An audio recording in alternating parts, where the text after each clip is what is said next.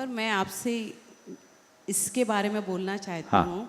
बताओ। ये मैंने इंदौर में भी बोला हुआ था कि मुझे कंसीव करने में प्रॉब्लम हो रही थी और ये आपके भावना योग का ही प्रभाव है कि आज ये बिल्कुल स्वस्थ, सुरक्षित और बुद्धिमान, बिल्कुल जैसा बोलते हैं कि आत्मविश्वास का धनी बच्चा है।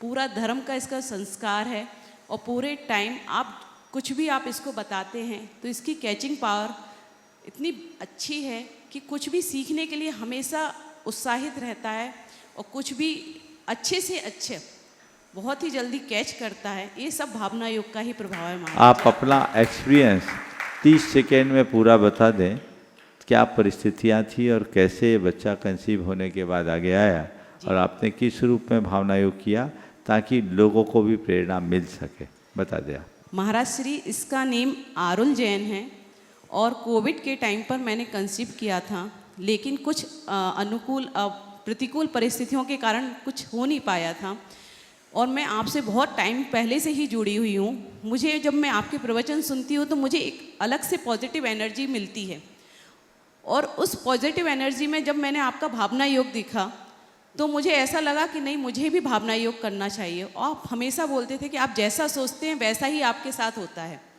तो मैं बस यही सोचती थी, मैं मंदिर में किसी भी बच्चे को अभिषेक करता हुआ देखती थी महाराज जी, तो मुझे ऐसा लगता है कि कब मेरे घर में भी ऐसा बच्चा है जो अभिषेक कर सके।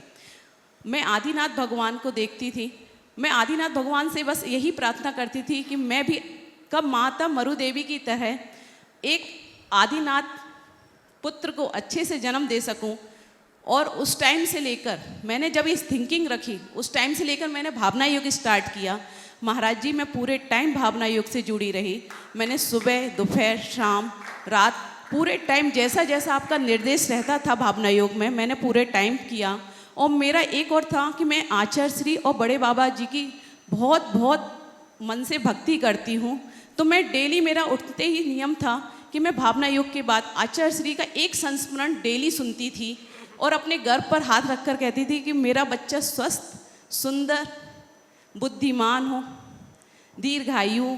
महाराज श्री, आज मैं मेरे घर के पास कनाड़िया मंदिर है जिसकी मूर्ति की जो पंचकल्याणिक प्रतिष्ठा आचार्य श्री जी ने की थी, उस मूर्ति के सामने मैं पूजा करती थी। बस मैं भगवान को ही देखती थी कि मेरे बच्चे की आँख आदिनाथ भगवान जैसे हो, उसके कान वो वज्र वृषभ नाराज सहनन का धारी हो।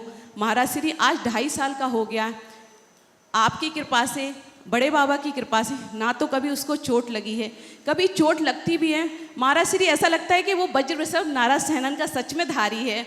उसको कुछ भी सिखाते हैं वो अपने आप, आज 2.5 साल का हो गया, सभी उसको आता है महाराज। बहुत सुंदर, आपका ही आशीर्वाद है। नमोस्तु महाराज, नमोस्तु।